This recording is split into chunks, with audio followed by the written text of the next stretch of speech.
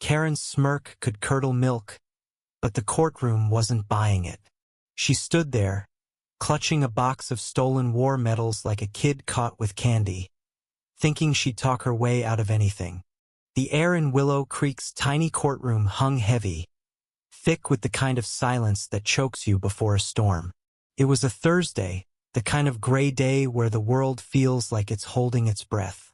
At the center of it all was Karen Whitmore, 47, self-proclaimed pillar of the community, whose manicured nails and designer purse screamed privilege louder than her voice ever could.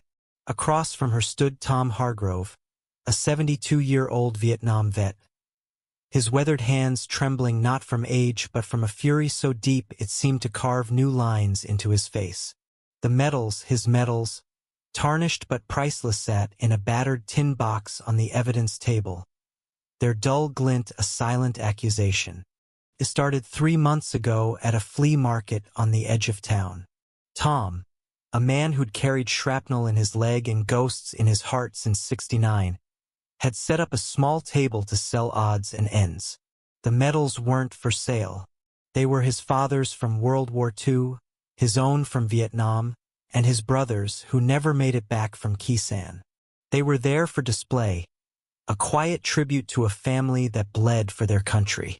Karen, prowling the market for vintage finds to flip online, spotted them. To her, they were just rusty trinkets. A quick buck. To Tom, they were everything. She didn't ask. She didn't hesitate. While Tom was distracted helping a kid with a jar of marbles, Karen swiped the box, tucking it into her oversized tote like it was just another thrift store score. She didn't know Tom saw her. Didn't know he'd spent weeks tracking her down, piecing together security footage from a nearby vendor and neighbors who'd seen her flaunting the medals on her Etsy shop, listed as authentic military relics.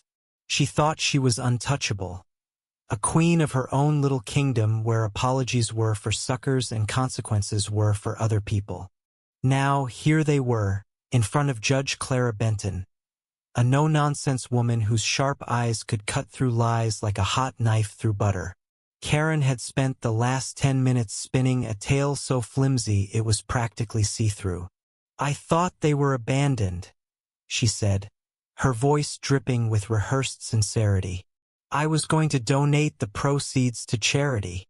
The gallery, packed with locals who'd known Tom for decades, murmured in disgust. Tom's daughter, Ellie, sitting in the front row, gripped her chair so hard her knuckles whitened. Tom's testimony was raw, unpolished. He didn't look at Karen as he spoke. His eyes stayed on the medals. "Those aren't just metal," he said, voice cracking. "They're my dad's courage at Normandy, my brother's last stand, my own nights in the jungle, praying I'd see another dawn." He paused, swallowing hard. "She stole my family's soul." The room went dead silent. Even the court stenographer stopped typing, her hands frozen. Karen shifted in her seat, her confidence cracking like cheap porcelain. She tried to interrupt, tossing out excuses about misunderstandings and finders keepers. Judge Benton's gavel slammed down, silencing her mid-sentence. "Ms. Whitmore," the judge said, her voice a low, dangerous growl, "you don't get to rewrite history because it suits your wallet." The evidence was damning.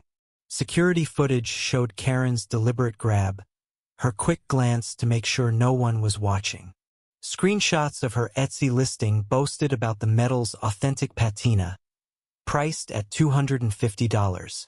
A neighbor testified to hearing Karen brag at a coffee shop about her big find. Each piece tightened the noose around her story, and her face grew paler with every word. But Karen wasn't done. She stood, tossing her hair back, and launched into a tirade. "This is a witch hunt," she cried. "I'm a single mother. I run a business. I'm the victim here." The gallery erupted, boos and shouts drowning her out. Ellie stood up, tears streaming, and yelled, "You stole my father's honor." Tom grabbed his daughter's arm, pulling her back, but his own eyes were wet. The judge didn't flinch. She leaned forward, her gaze pinning Karen like a bug under glass. "Ms. Whitmore," Judge Benton said, "you stole from a man who served this country, who lost more than you'll ever understand. You didn't just take medals, you took a piece of his heart. And then you had the audacity to sell his pain for profit." The judge paused, letting the words sink in. "Your excuses are as hollow as your conscience."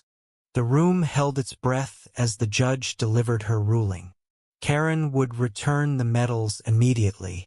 She'd pay a $5,000 fine, cover Tom's legal fees, and serve 200 hours of community service, specifically cleaning war memorials in the county. But the real blow came when the judge ordered her to issue a public apology in the local paper, detailing her theft and naming Tom as the rightful owner.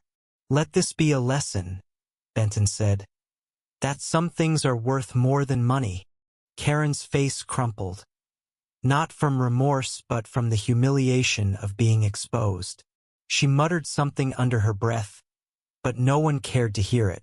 Tom didn't look at her as he took the tin box from the bailiff, clutching it to his chest like a long-lost child. Ellie hugged him, sobbing, as the gallery broke into quiet applause. Outside the courthouse, the sky had darkened, rain spitting down in fits and starts. Karen hurried to her car, head down, avoiding the stares of neighbors who'd once called her friend. Tom stood on the steps, medals in hand, looking out at the town he'd fought for. He didn't feel victorious. He felt hollow, like something had been broken that no court could fix. The medals were back, but the theft had reopened wounds he'd spent decades trying to heal. Karen's act wasn't just about greed.